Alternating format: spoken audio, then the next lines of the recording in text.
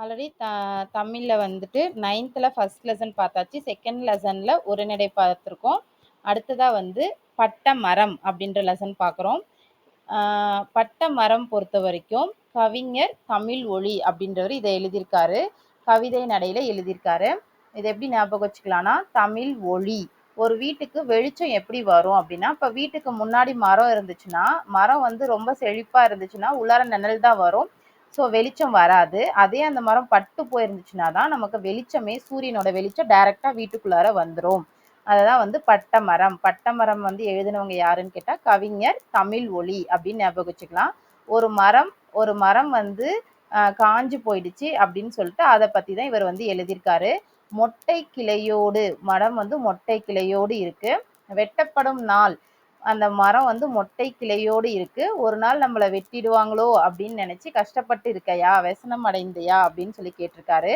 அதே மாதிரி குந்த நிழல் தரும்னா உட்கார்றதுக்கு இடம் தர மரமே, நீ வெந்து கருகிட இந்த நிறம் வர அப்படின்னு சொல்லியிருக்காரு. அதே மாதிரி மரம் காஞ்சிச்சுன்னா நம்ம என்ன சொல்லுவோம், அதை வந்து கட்டை அப்படின்னு சொல்லுவோம். அதே மாதிரி அதோட இதுல இருந்து பட்டை என்னும் உடை அப்படின்னு சொல்றாங்க. கட்டை, பட்டை இந்த மாதிரி வேர்டு இருந்தாலும் மரத்தை பத்தி அவர் எழுதியிருக்காருன்னு அர்த்தம்.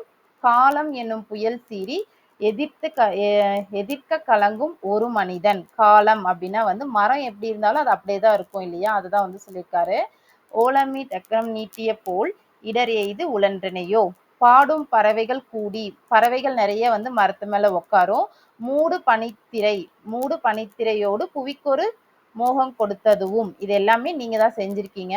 ஆடும் கிளை, ஏடு தரும் கதை, இந்த மாதிரி சின்ன சின்ன வேர்ட்ஸை மட்டும் ஞாபகம் வச்சுட்டு இது வந்து பட்ட மரத்தோடது அப்படின்னு சொல்லி ஞாபகம் வச்சுக்கலாம். ஸோ பட்ட மரம்னா ஒரு மரம் பட்டு போயிருக்கு, அதை பத்தி கவிஞர் தமிழ் ஒளி வந்து சொல்லியிருக்காரு. மொட்டை கிணறு வெட்டப்படும் அப்படின்னு நினைச்சு व्यசனம் அடைஞ்சிருக்கீங்களா? நிழல் தரக்கூடிய மரம், வெந்து கருகிட இந்த கலர்ல நீங்க வந்துட்டியா அப்படின்னு சொல்றாங்க. அதே மாதிரி கட்டை, பட்டை அப்படின்றதும், காலம் அப்படின்ற ஒரு புயல் வரும், பாடும் பறவைகள் உட்காரத்துக்கு, மூடு பனித்திரை, இது எல்லாமே வந்து இதோடைய கீவேர்ட்ஸ் மாதிரி ஞாபகம் வச்சுக்கணும். அதே மாதிரி குந்தனா நமக்கே மீனிங் தெரியும், உட்கார அப்படின்னு சொல்றோம். கந்தம்னா மனம் அப்படின்னு சொல்றாங்க. கந்தம்னா மனம் அப்படின்றது. மிசைனா வந்து மேல் அப்படின்னு அர்த்தம். மலர் மிசை ஏகினால் சொல்லுவாங்கல்ல, மிசைனா வந்து மேல் அப்படின்னு அர்த்தம். व्यசனம்னா வந்து கவலை. இலக்கண குறிப்பு பொறுத்த வரைக்கும் வெந்து ஊ வந்திருக்கு, வெம்பி ஈ வந்திருக்கு, எய்தி ஈ வந்திருக்கு. இதே மாதிரி வந்துச்சுனாவே அது வந்து வினையச்சங்கள். ஊ ஈ இது மாதிரி வந்திருந்தா அது வந்து வினையச்சங்கள் அப்படின்னு சொல்றோம். அதே மாதிரி இது என்னன்னா வினையை கொண்டு முடியணும். வெந்து அப்படின்னு சொன்னா அதுக்கு அடுத்தது வந்து வேற ஏதாவது ஒரு வேர்டு வந்துதான் அது முடியணும், வினையை கொண்டு அது முடியணும். மூடு பனியை பொறுத்த வரைக்கும் இது முக்காலத்தையும் உணர்த்துனா அதை வந்து நம்ம வினைத்தொகை அப்படின்னு சொல்லுவோம்.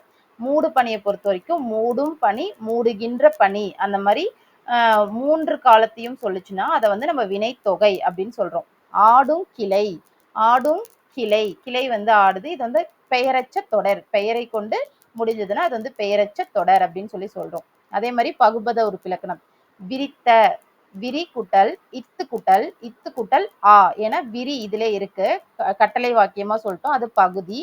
இத்து இதுல இருக்கு, அப்ப இத்தானது சந்தி, நடுவுல இது ரெண்டுத்தையும் இணைக்கிறதுக்காக யூஸ் பண்ணியிருக்காங்க. கடைசியில இருக்கிற வேர்டு தான் காலம் காட்டும், விகுதியையும் காட்டும். அப்போ தாவை வந்து எப்படி பிரிச்சிருக்கோம்னா இத்து குட்டல் ஆ அப்படின்னு பிரிச்சிருக்காங்க. இத் அப்படின்றது வந்து இறந்த கால இடைநிலை, ஆ அப்படின்றது வந்து பெயரச்ச விகுதி அப்படின்னு சொல்லி பிரிச்சிருக்கோம். இதுதான் வந்து விரித்த பகுபத உறுப்பிலக்கணம். குமைந்தனை, அப்ப குமை. இந்து அப்படின்னு வந்தாலும் அதை வந்து நம்ம இத்து அப்படின்னு தான் சொல்லணும். இத்து தான் சந்தி, இந்தானது விகாரம் அப்படின்னு சொல்றோம். அதே மாதிரி இது எப்படி பிரிக்கிறாங்கன்னா, தனை வந்து இத்து குட்டல் அன்னு குட்டல் ஐ அப்படின்னு பிரிச்சிருக்காங்க. அப்ப இத்து வந்து எந்த இது குறிக்குது அப்படின்னா இறந்த கால இடைநிலை. அன் அப்படின்னா வந்து சாரியை. ஐன்றது வந்து முன்னாடி இருக்கிறவங்கள ஒருத்தரை பத்தி சொல்றதுனால முன்னிலை, ஒருமை வினைமுற்று விகுதி அப்படின்னு சொல்றோம்.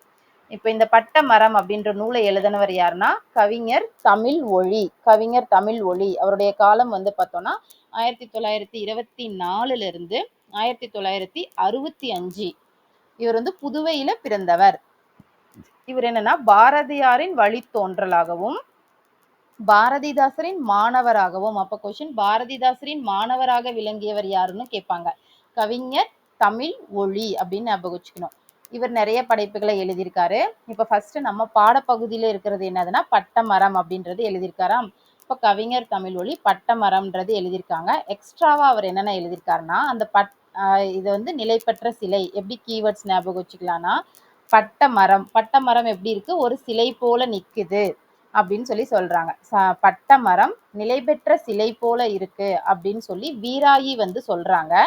வீராயி வந்து யாருன்னா கவிஞனின் காதல் அப்படின்றத நம்ம எப்படி ஞாபகம் கவிஞனின் காதலி அப்படின்னு ஞாபகம் வச்சுக்கலாம். இப்போ கவிஞர் தமிழ் ஒளி வந்து பட்டமரம் அப்படின்ற நூலை எழுதியிருக்காரு. அந்த பட்டமரம் எப்படி இருக்குன்னா சிலை போல இருக்கு அப்படின்னு சொல்லி வீராயி வந்து சொல்லியிருக்காங்க. வீராயி வந்து யாருன்னா கவிஞனின் காதலி, அதை வந்து காதல்னு வச்சுக்கலாம். அப்போ வீராயி சொல்றாங்க, மே மாசம் வந்தாலே இதுதான் பிரச்சனை, மரம் எல்லாம் வாடி போயிடுது, கிளிகளுக்கும் இடம் இருக்கிறது இல்ல, குருவிகளுக்கும் இடம் இருக்கிறது இல்ல, தமிழர் சமுதாயமும் ரொம்ப கஷ்டப்படுது அப்படின்னு சொல்லி யார்கிட்ட சொல்றாங்கன்னா மாதவி கிட்ட சொல்றாங்க. மாதவி காவியம். இதுதான் இப்படிதான் நம்ம ஞாபகம் வச்சுக்க முடியும்.